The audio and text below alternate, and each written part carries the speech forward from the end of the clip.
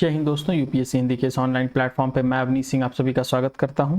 तो हम लोग देख रहे थे अपना संगम युग, जिसमें हम लोगों ने अपना हाफ चैप्टर पहले वीडियो में कंप्लीट कर लिया था, हाफ इसमें कंप्लीट कर लेंगे।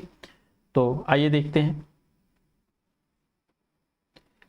देखिए, सबसे पहली चीज़ कि हम लोगों ने जो है चेर और चोल के बारे में हम लोगों ने पढ़ा था। हम लोग जो है अब पढ़ेंगे पांड्यों के बारे में। सबसे पहली चीज़ कि पांड्यों की राजधानी कहाँ पर थी। कहाँ पर थी इनकी राजधानी? मदुरा। कहाँ पर थी? मदुरा में थी। और ये मदुरा, ये जो पांड्यों का जो राज्य था वो कहाँ स्थित था? कभी पूछे कि किस नदी के किनारे, तो कावेरी, कावेरी के। और दिशा पूछे तो उसके दक्षिण में। कहाँ पर? दक्षिण में। ठीक ना। ये नेडुजेलियन, यह क्या है? नेडुजेलियन यह कौन है? यह पांड्य राजाओं में सबसे शक्तिशाली राजा था। जो नेडुजेलियन था यह पांड्य राजाओं में सबसे शक्तिशाली राजा था। ठीक ना। आपसे पूछे कभी प्रश्न कि पांड्यों में पांड्यों का सबसे पहले सर्वप्रथम उल्लेख किसने किया था? पांड्य राजाओं का सर्वप्रथम उल्लेख किसने किया था? तो आपका उत्तर क्या होगा? मेगस्थनीज। कौन? मेगास्थनीज। ठीक। उसने इस राज्य को मोतियों के लिए प्रसिद्ध बताया था। किस चीज के लिए प्रसिद्ध बताया था? मोतियों के लिए। किस लिए विख्यात बताया था? प्रसिद्ध बताया था? मोतियों के लिए। ठीक ना। नल्ली व कोडन, ये कौन है? नल्ली व कोडन, नल्ली व कोडन ये कौन है? यह संगम युग का अंतिम ज्ञात पांड्य शासक है। यह संगम युग का अंतिम ज्ञात पांड्य शासक। ठीक ना। तो आपसे प्रश्न पूछे संगम युग का अंतिम ज्ञात पांड्य शासक कौन है, तो आपका उत्तर क्या होगा? नल्ली व कोडन। क्या होगा? नल्ली व कोडन। नेक्स्ट है मंडल। मंडल किसे कहा जाता था? राज्यों को। किसे कहा जाता था? राज्यों को। पेरुनल, पेरुनल किसको कहा जाता था? राजा के जन्मदिन को। किसको? राजा के जन्मदिन को।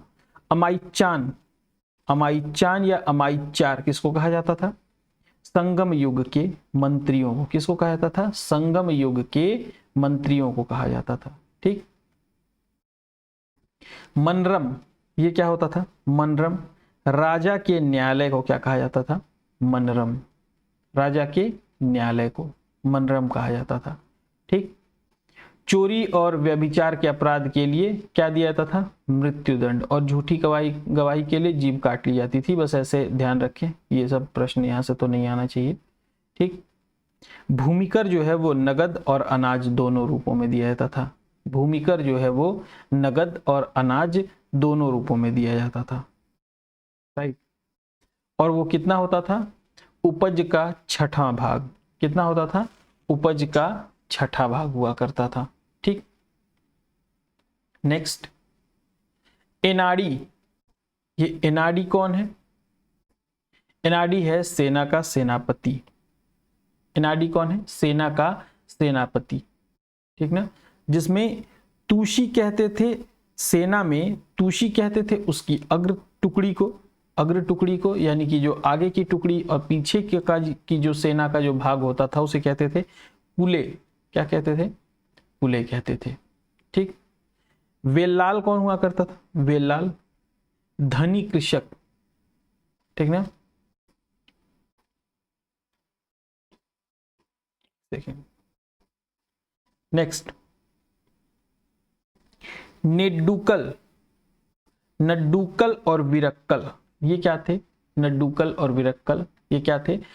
जब जो सैनिक थे वो वीर गति को प्राप्त होते थे, यानी जब उनकी मृत्यु हो जाया करती थी तो उनकी याद में पत्थर की मूर्ति बनवाई जाती थी। उनकी याद में पत्थर की मूर्ति बनवाई जाती थी। ये बात ध्यान रखिएगा, मैंने ये नहीं बोला है कि पत्थर लगवाया जाता था, पत्थर की मूर्ति लगवाई जाती थी। ठीक ना। तो उसको क्या बोलते थे? नड्डुकल या विरक्कल। ठीक ना। नड्डुकल या विरक्कल।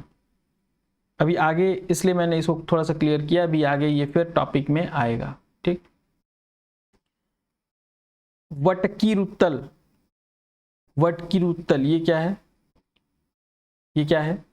जब राजा जो है हार जाया करता था युद्ध में ठीक ना, युद्ध में राजा जो है वो पराजित हो जाया करता था तो वो आमरण अनशन और अनुष्ठांगिक मृत्यु का वर्ण करता था, ठीक ना। और इसी प्रथा को क्या कहा जाता था, वटक की रुतल, ठीक। नेक्स्ट है, वो अपनी रक्षा के लिए किसे नियुक्त करता था, अपने आवास की रक्षा के लिए सशस्त्र महिलाओं को। तो कभी पूछे सशस्त्र महिलाओं को अपने आवास के इर्द गिर्द, अपने आवास के आसपास सुरक्षा के लिए लगाने की प्रथा किसमें थी, तो संगम काल में, ठीक। युद्ध में बंदी स्त्रियों को दासी बनाकर उन्हें मंदिर में दीपक जलाने का कार्य किया जाता था, ठीक। जल घड़ी का प्रयोग कब किस काल में किया जाता था, संगम काल में। किस काल में, संगम काल में, ठीक। तमिल प्रदेशों में ब्राह्मणों का उदय सर्वप्रथम कब हुआ, संगम काल में। तमिल प्रदेश में ब्राह्मणों का उदय जो है सर्वप्रथम किसमें हुआ था, सर्वप्रथम किसमें हुआ था, संगम काल में हुआ था, ठीक। और जो ब्राह्मण थे उस समय के सबसे प्रतिष्ठित वर्ग थे, सबसे प्रतिष्ठित वर्ग थे। इनकी जो हत्या करते थे वो सबसे बड़ा अपराध माना जाता था इसको, इनकी हत्या को, ठीक। उस समय जो ब्राह्मण थे वो मांस भक्षण और सूरा भी पिया करते थे, ठीक। नेक्स्ट है वेल्लार, ये कौन है, वेल्लार कौन है, ये कृषि कार्य के लिए इनका जो, जिस वर्ग का मुख्य कार्य कृषि था उसे क्या कहते थे हम लोग, वेल्लार, ठीक ना। और इनके प्रमुख को, जो वेल्लारों का, यह कृषकों का जो प्रमुख होता था उसको क्या कहते थे, वेलिर, वेलिर, ठीक।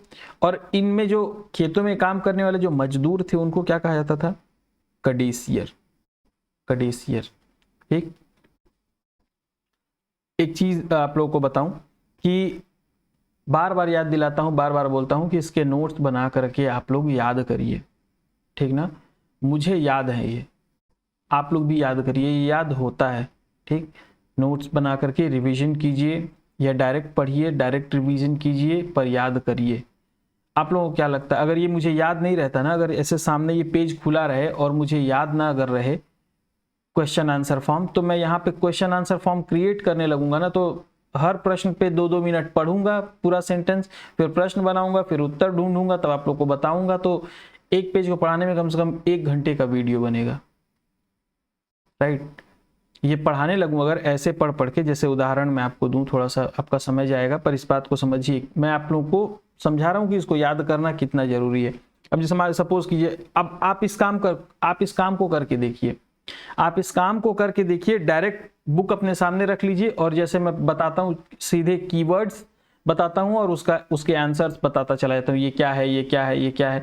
आप वैसे कर पा रहे हैं, नहीं कर पाएंगे क्योंकि आपको याद नहीं है बुक, आपने अच्छे से पढ़ी नहीं है बुक को, तो आपकी जो नज़र है वो डायरेक्ट आंसर पे जाएगी ही नहीं, डायरेक्ट कीवर्ड्स पे आपका फोकस बनेगा ही नहीं। अब जिसमें ऐसे कर, ब्राह्मणों के पश्चात संगम युगीन समाज में वेल्लार वर्ग का स्थान था, ठीक। ब्राह्मण के पश्चात संगम युग में वेल्लार वर्ग का स्थान था, इसका मुख्य पेशा कृषि कर्म था।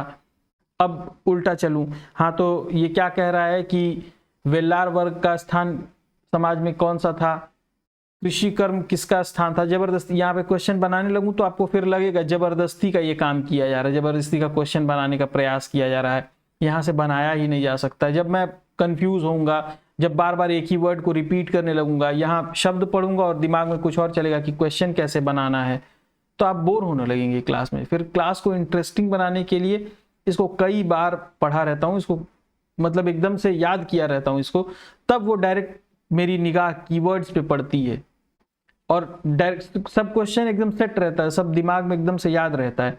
तब मैं धड़ाधड़ आप लोगों को कीवर्ड्स बता करके और आंसर बताता रहता हूँ उसका ना, तब मैं क्वेश्चन आंसर फॉर्मेट में आप लोगों को पढ़ा पाता हूँ, ठीक। नहीं तो आप खुद करके देखिए, हो ही नहीं पाएगा। चलिए, तो आप लोग भी याद करिए, मैंने भी याद किया है, ठीक ना। सब लोग याद करते हैं, जो लोग भी क्वालिफाई करते एग्जाम वो सब लोग याद करते हैं, और जो कह रहा है कि रटा नहीं जा सकता वो बेवकूफ़ है, फिर मत रटो फिर। चलो आगे चलें। ये कडेसियर कौन थे, कडेसियर, ये कडेसियर खेतों में काम करने वाले मजदूर थे, ठीक ना। तो समझ में आया, जो ये वेल्लार थे वो कृषकों को कहा जाता था, कृषकों के समूह को कहा जाता था वेल्लार, ठीक ना, ये एक वर्ग था। वेलिर उनके प्रमुखों को कहा जाता था। और कडेसियर, कडेसियर किसको कहा जाता था? कडेसियर मजदूरों को कहा जाता था। वेगिनर, ये किसको कहा जाता था? वेगिनर, वेगिनर व्यापारी वर्ग को कहा जाता था, वेगिनर व्यापारी वर्ग को कहा जाता था। और आपको लगता है अगर मैं आप लोगों को बेवकूफ बना रहा हूं कि मैं इसको याद किया हुआ हूं और तब आप लोगों को पढ़ा रहा हूं, मैं ऐसा नहीं करके सीधे बुक से पढ़ाता हूं। अगर आप लोगों को ऐसा लगता है तो एक बार एक काम कीजिए, बुक का कोई भी एक पेज खोलिए, ठीक ना, उसको एक आध बार बस पढ़िए, एक बार दो बार पढ़िए और फिर वहां से जैसे मैं पढ़ाता हूं वैसे कोशिश कीजिए, है ना। देखिए हो पाता है, तब आपको पता चलेगा कि मैं कितना एफर्ट लगाता हूं इस पे, ठीक। लाइन बाय लाइन अक्षर से अक्षर मिला करके इसको पढ़ाना बहुत आसान था। वो भी तरीका हो सकता था पढ़ाने का, है ना, जैसे बाकी और सारे यूट्यूब पे पढ़ाया हुआ है, ठीक। नेक्स्ट, इसमें दास प्रथा का प्रमाण नहीं मिलता है, दास प्रथा का प्रमाण जो है वो नहीं मिलता है। तोलकप्पियम, यह क्या है? यह क्या है? तोलकप्पियम, इसमें जो है विवाह को संस्कार के रूप में मान्यता प्रदान की गई है। इसमें क्या किया गया है? संगम काल में विवाह को संस्कार के रूप में मान्यता प्रदान की गई है। यह क्या है? रचना है, ठीक ना। इसमें हिंदू धर्मशास्त्रों में जो 8 प्रकार के विवाह है उसका वर्णन किया गया है। चलिए शायद ये छोड़ दीजिए ये सब, ठीक। आगे चलिए। संगम काल में जो मुख्य खाद्यान्न क्या था? चावल, चावल क्या था? चावल, ठीक ना। और दूध में जब नमक मिला करके चावल मिला कर खाया जाता था तो उसको क्या कहते थे? सांभर। उसको क्या कहते थे? सांभर के कहा जाता था, ठीक। ये देखिए, पाणर और विडैलियर, पाणर और विडैलियर किन्हें कहा जाता था? जो लोग नर्तक, मतलब जो डांसर थे, जो उस समय के डांसर्स थे, नर्तक जो उस समय के थे, जो नृत्य करते थे, और गायकों का जो दल घूम घूम कर लोगों का मनोरंजन करता था, उसे क्या कहा जाता था? पाणर या फिर विडैलियर। तो प्रश्न पूछे पाणर या फिर विडैलियर क्या था, तो आप उत्तर लगा लेंगे कि यह संगम कालीन नर्तकों का या फिर गायकों का मनोरंजन का साधन हुआ, मतलब उन लोगों का ग्रुप हुआ करता था जो लोगों का मनोरंजन किया करता था, ठीक। मच्चेलियर और ओवेयर, मच्चेलियर और ओवेयर ये कौन थे? ये दोनों लोग कौन थे? ये लोग कवित्री थी, कवित्रियां थी ये लोग, ठीक है ना। ये लोग क्या थे? कवित्रियां थी, ठीक है ना। और इससे क्या पता चलता है कि स्त्रियां जो है वो सुशिक्षित हुआ करती थी, स्त्रियां जो है वो सुशिक्षित हुआ करती थी, ठीक है ना। कौवे को शुभ पशु मानते थे, वो जो है सही दिशा दिखाया करता था, लोगों का संदेश लेकर आया जाया करता था। ये सब बातें जो है वो उतनी काम की नहीं है। वीरगल और वीर प्रस्तर, ये क्या? अभी ऊपर मैंने बताया था ना कि ये मूर्तियां हैं, पत्थर नहीं है। और क्या किया जाता था? संगम काल में समाधियों के स्थान पर पत्थर गाड़ने की भी प्रथा थी, पत्थर गाड़ने की भी प्रथा थी, ठीक है ना। पत्थर गाड़ने की प्रथा थी, तो उसे क्या कहा जाता था?